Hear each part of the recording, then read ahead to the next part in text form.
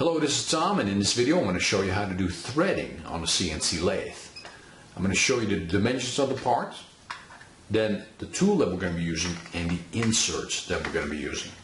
Then we'll watch a little video that shows you how to do facing, OD turning, and then the threading.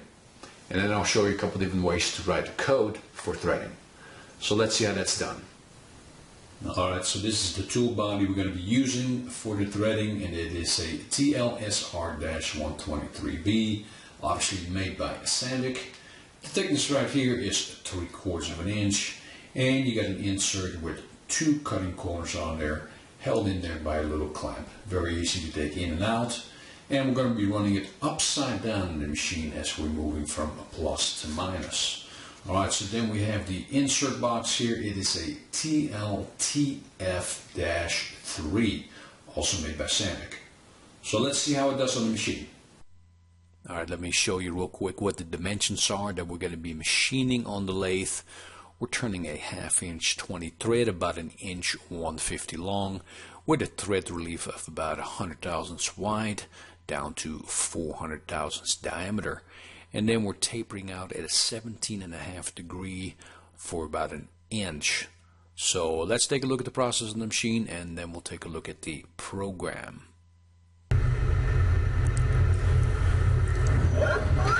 Alright, we're starting off with the G72 Cnc Cycle, taking about 15 thousandths per pass, roughing and finishing the face. You can hear the G76 constant service speed with a max RPM of 3000 RPM. And we're going right into the G71 rough OD Cnc cycle, taking about 80 thousandths off the diameter as we're roughing the excess stock off of there, breaking up the chips very nicely.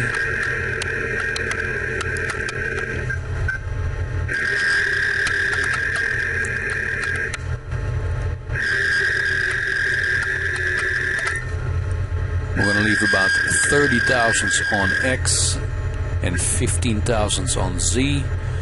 Just going to take one more rough pass, smoothing everything out. Then we come back and do a finish pass.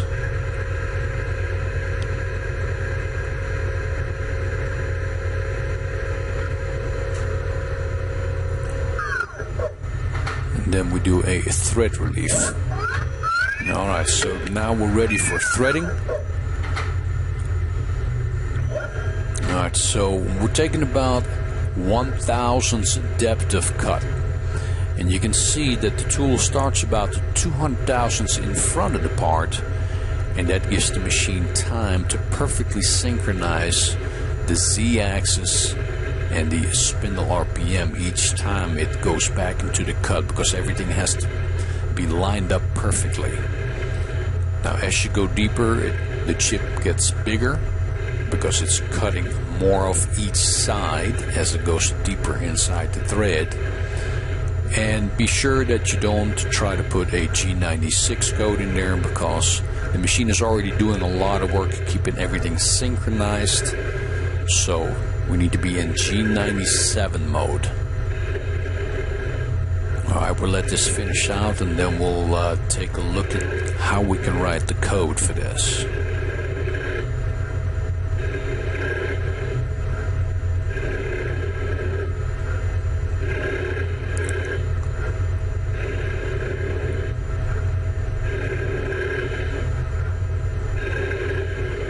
At the end, it's going to do 2 spring passes at the final depth, making sure that the threads are nice and clean all the way down.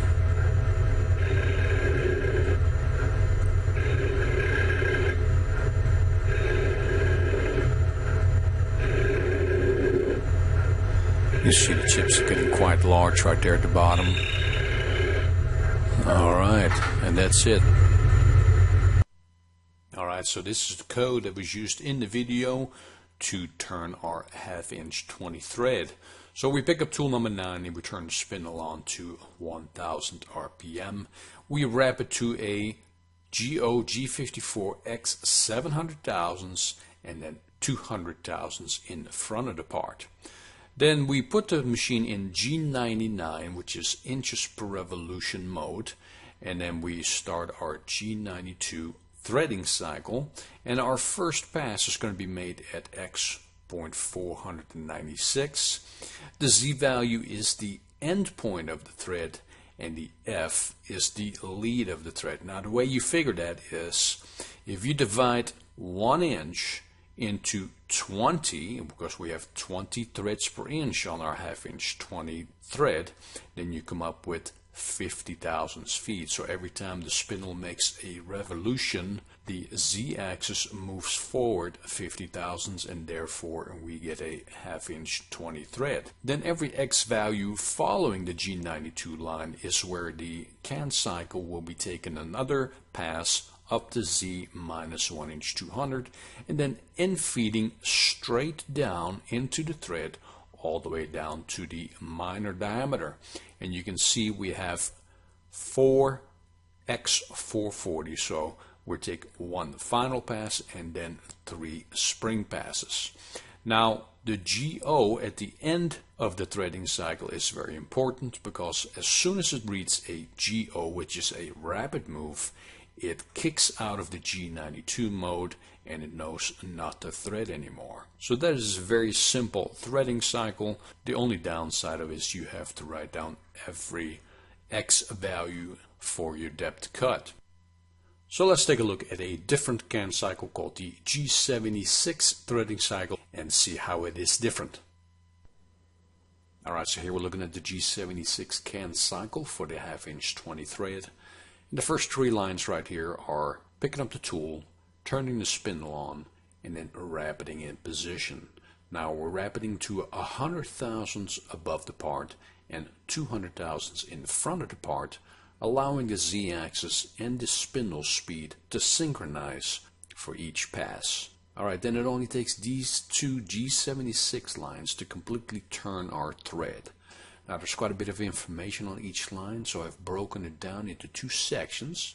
So let's cover the first G76 line first.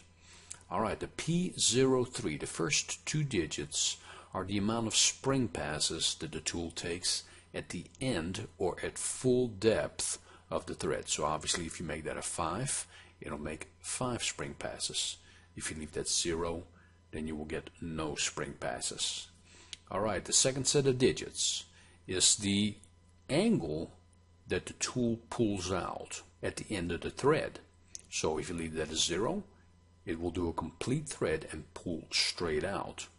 If you have a value in there, then you multiply this value times the thread lead, so that would be times the f.05. So let's say you put 5 in this field, then it'd be 5 times 0.05, and it will start pulling out 5 leads before the end of the thread.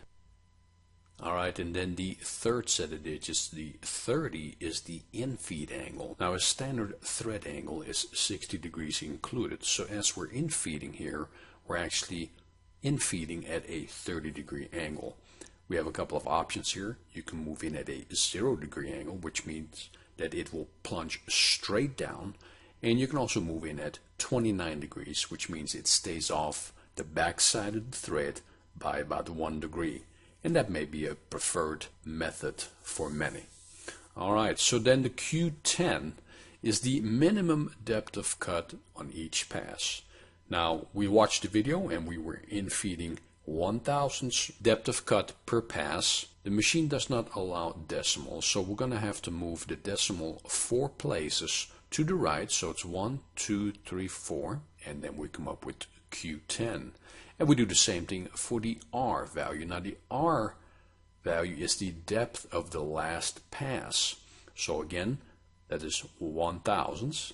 We're going to move the decimal 4 places to the right, and we come up with R10. So that takes care of everything on line 1. Let's take a look at line 2.